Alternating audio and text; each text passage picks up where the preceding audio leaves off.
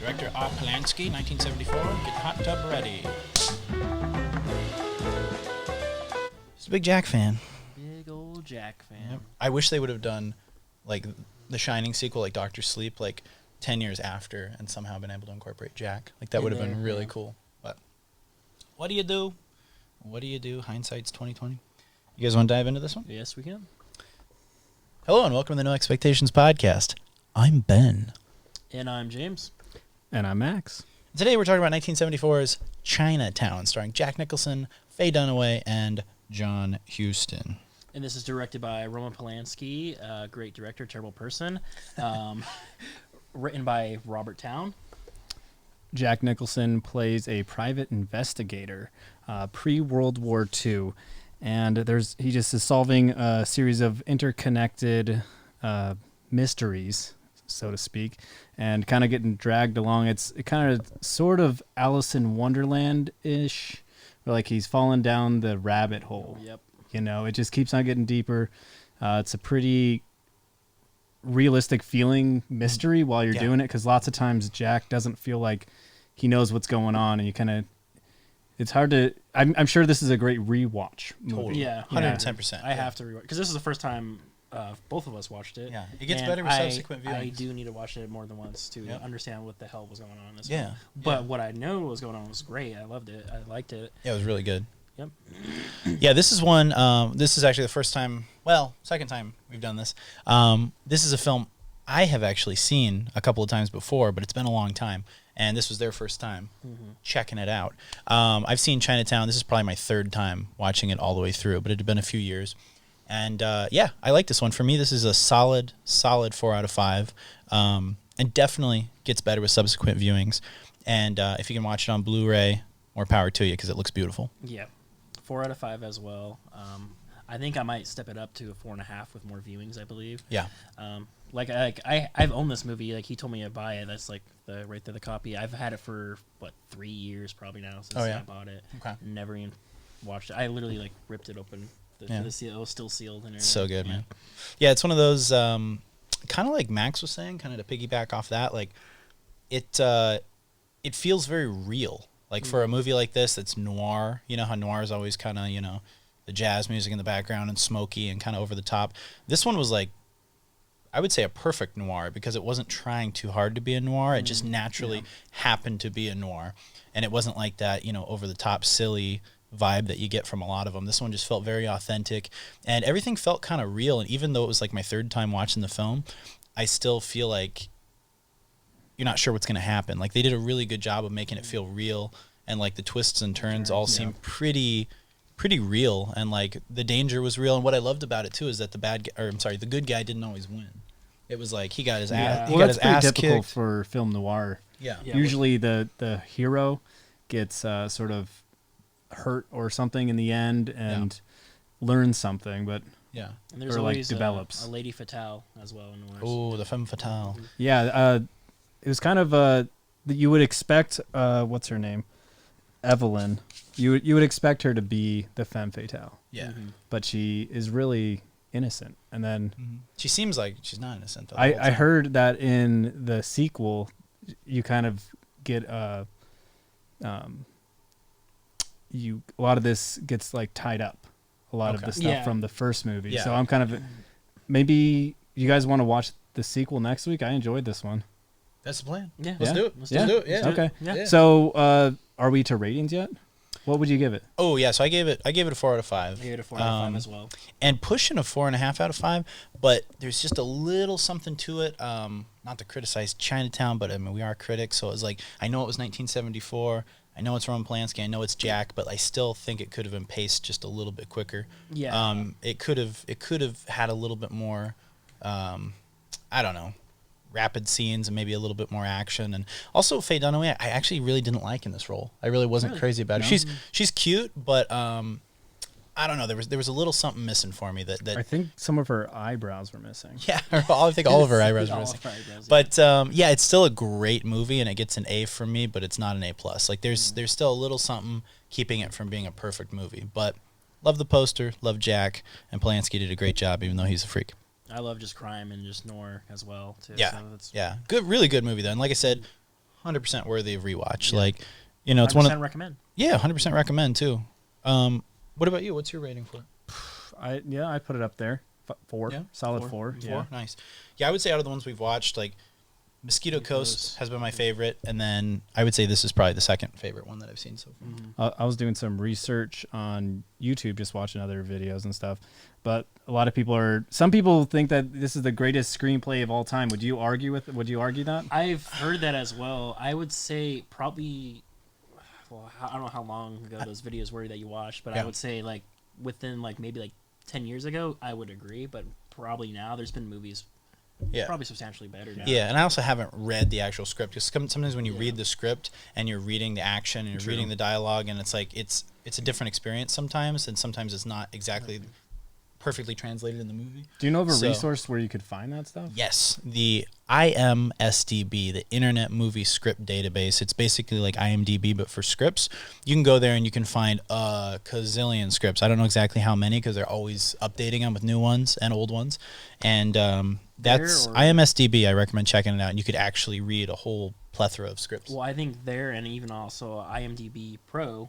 So, but what the website you have is probably free, right? Yes. Okay, yes. so yeah, IMDb Pro costs. So go to his website. Yeah, you just have to cut your nose before you can gain entry.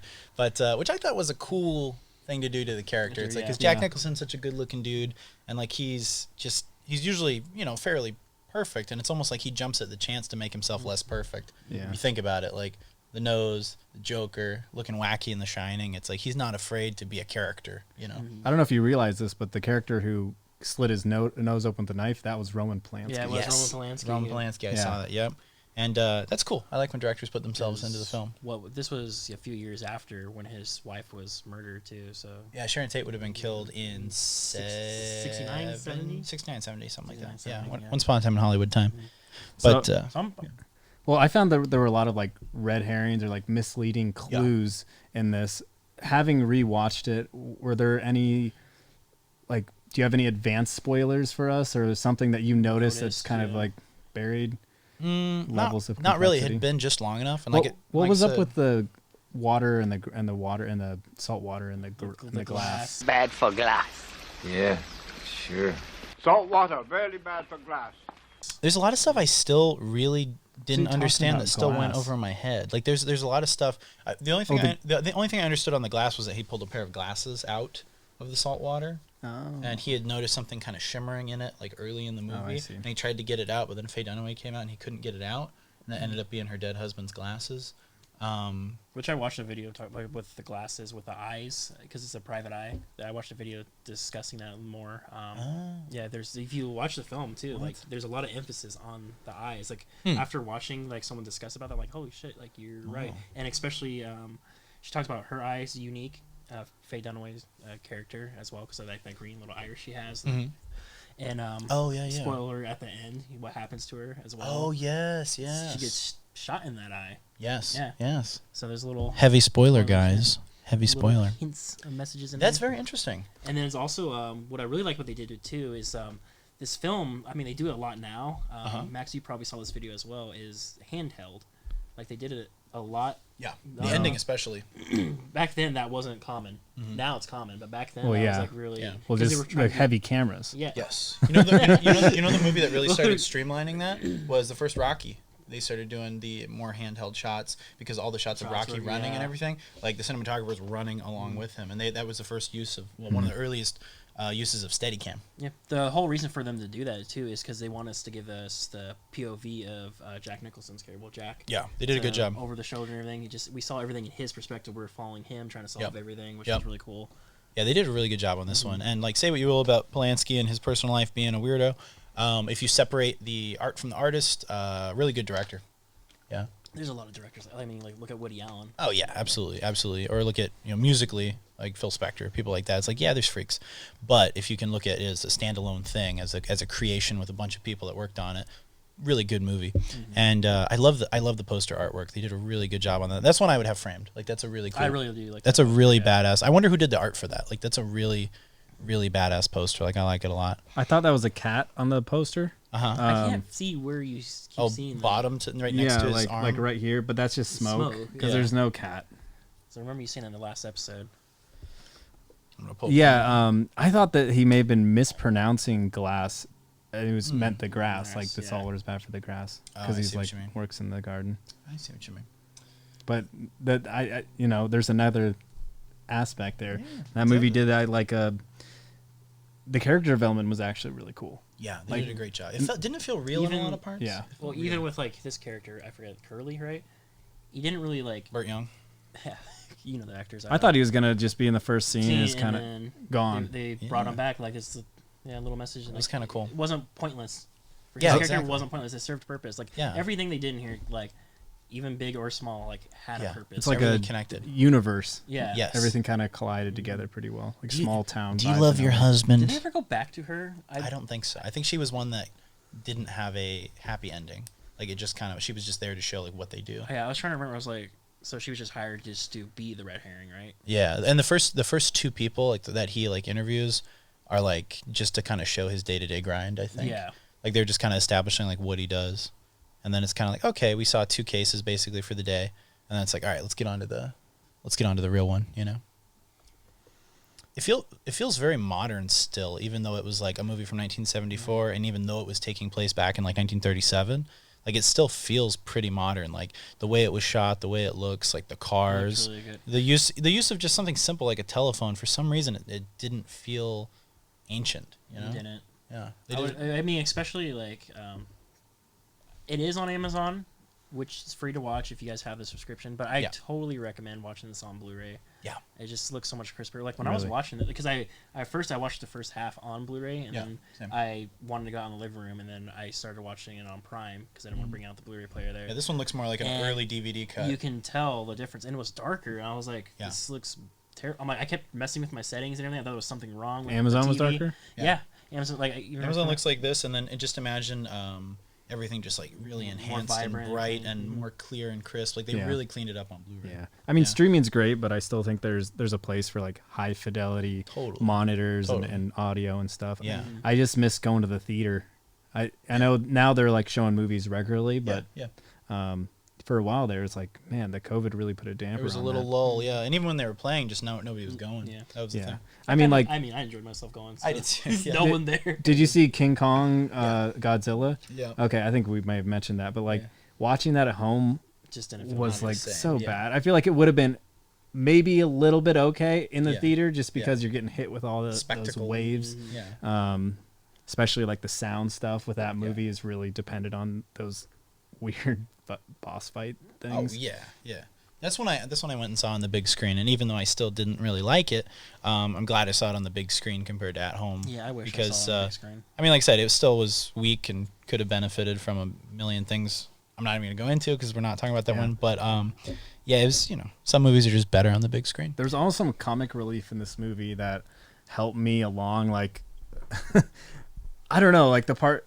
I know this is not traditional comedy, but when he's like hitting Evelyn, and Yeah. she's like, my sister, my daughter. She's my sister and my daughter. I will say that was the That stupidest was- scene in the entire That movie. was Yeah. insane. That I just sat there. I was like, what the fuck?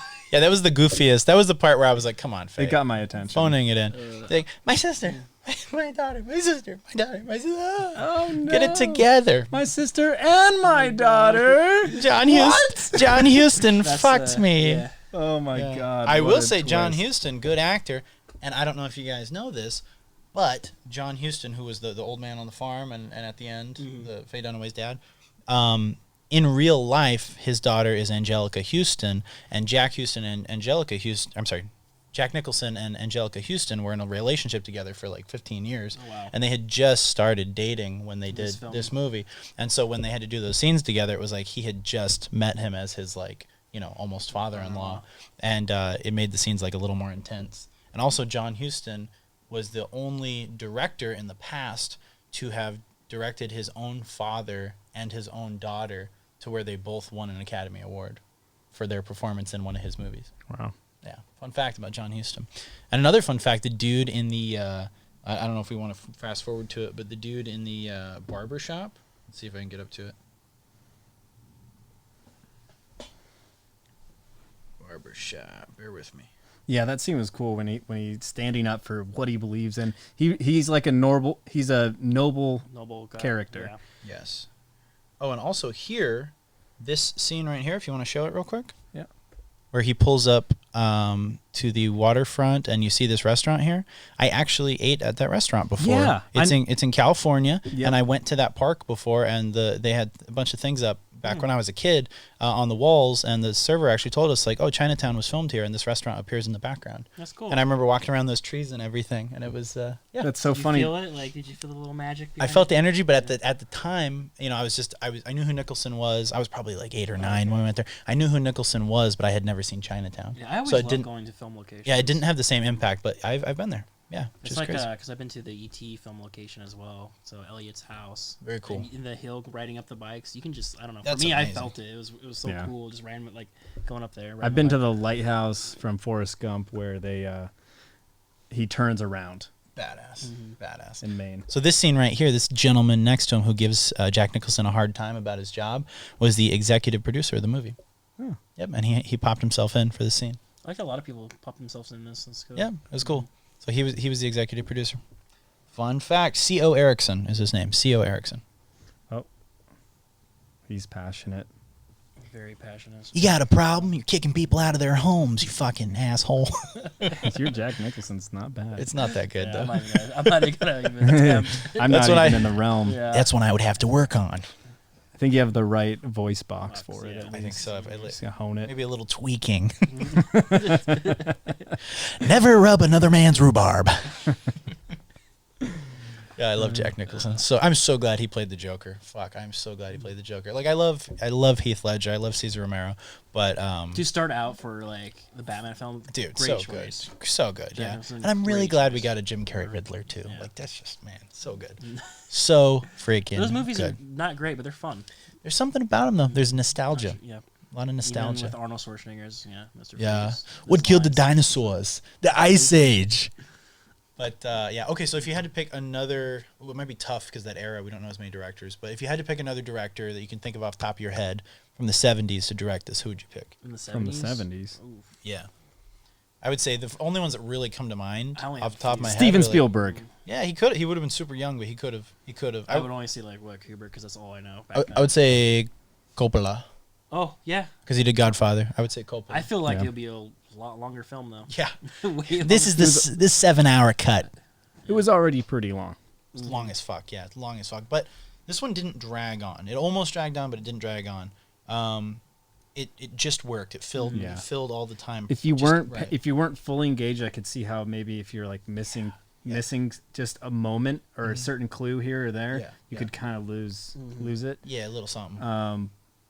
Don't fall asleep during this movie. Make sure you're fully engaged because Yeah. there's a lot going on. I don't think I've ever, like I said, I've watched this film 3 times all the way through. I don't think I've ever watched it all in one sitting. I think the first time I fell asleep, second time I fell asleep once I got it on Blu-ray, and then even rewatching it this time, I watched the first hour and it was like really late. It was like 2 a.m, and I was like, all right, I'm gonna go to bed and watch the rest tomorrow. That's So how I it's watched just it. a long movie. It's almost like there's very few really long ones that I can sit all the way through. One that I do recommend sitting all the way through that's super long is Apocalypse Now. That's one that is long as hell, but you want to watch all the way through. Watch it with alcohol. Alcohol's Yes, great. yes. With that one. Same with Once Upon a Time in Hollywood, and same with That was that long? Casino. I would say. Was that a long movie? That's 3 hours. Oh. Once Upon a Time? Yeah. Oh well, 2.5. No, it's 3 hours. I think 2.5. I think like 2:35. You might be right. I don't know. But I don't want to argue about that. yeah, there might be a director's cut though, or the or when he I don't know. I think 2:35 though. It didn't feel long. Big fan. It didn't feel that long. Perfectly I think I was paced. thinking of Wolf of Wall Street. Perfectly. Yeah, Wolf of Wall Street's one that you want to watch in one sitting also. But yeah, and those would be movies I would recommend if you like this one. I don't really.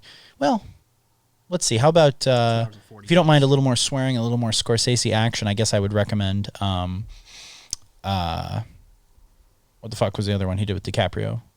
Departed. Departed. Yeah. I would recommend The Departed, and I would also recommend.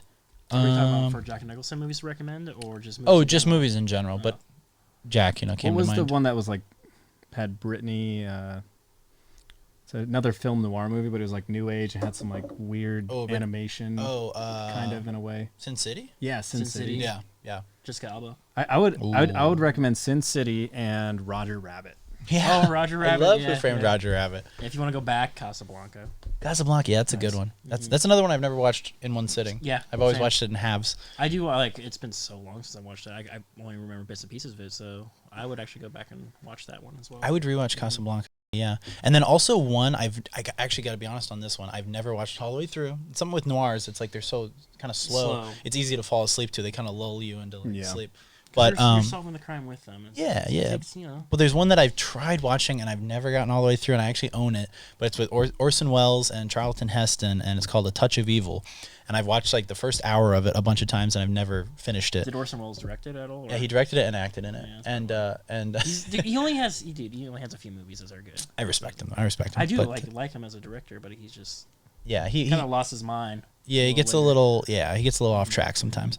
But that's one that I think you might dig if you like this. And that was like similar.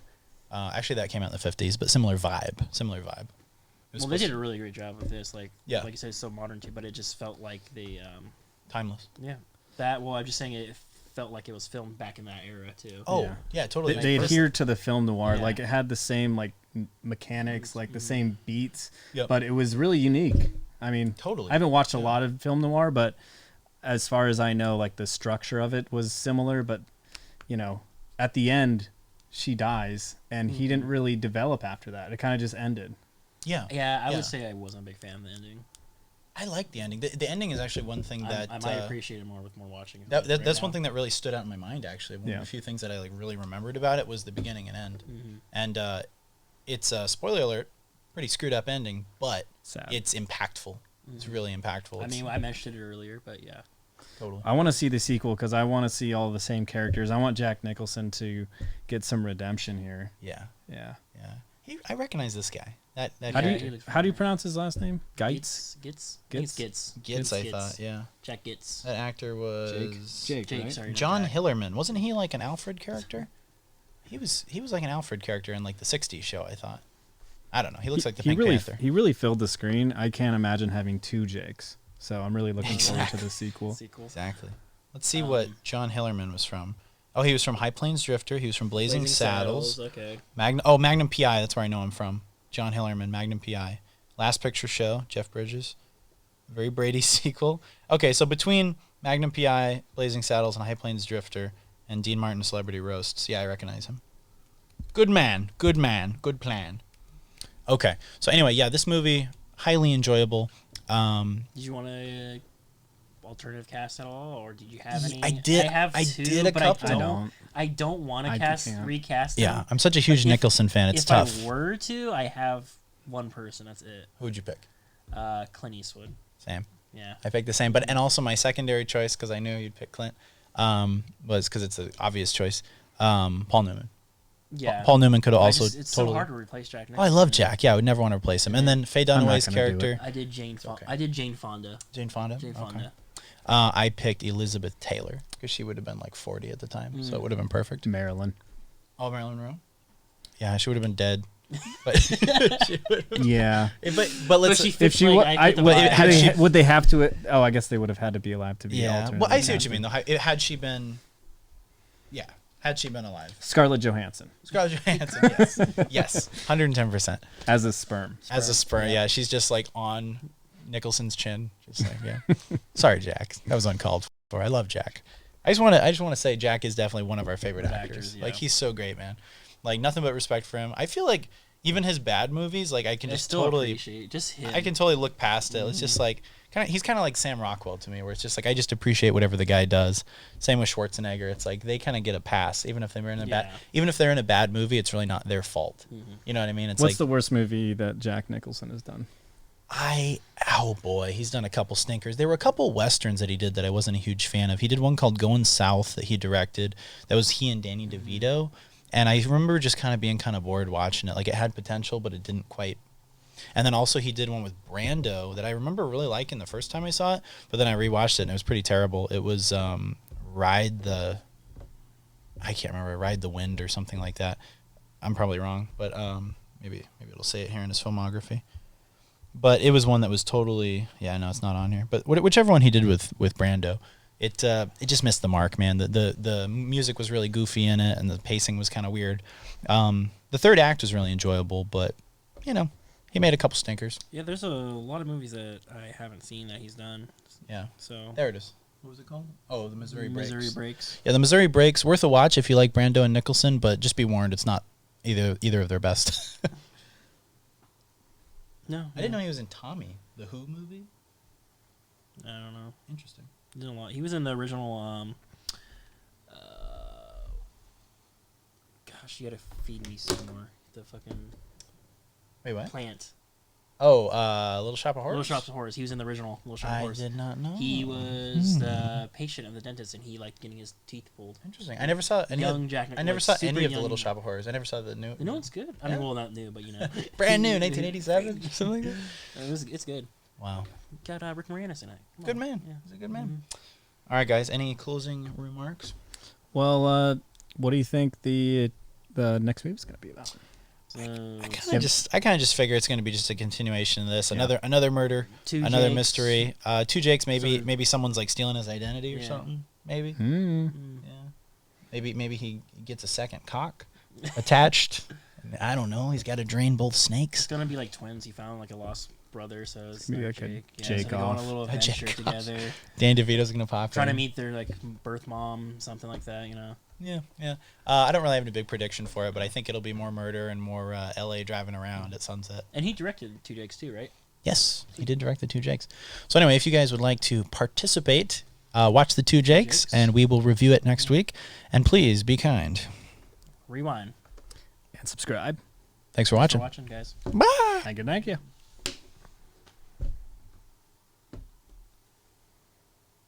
Forget it, Jake. It's Chinatown.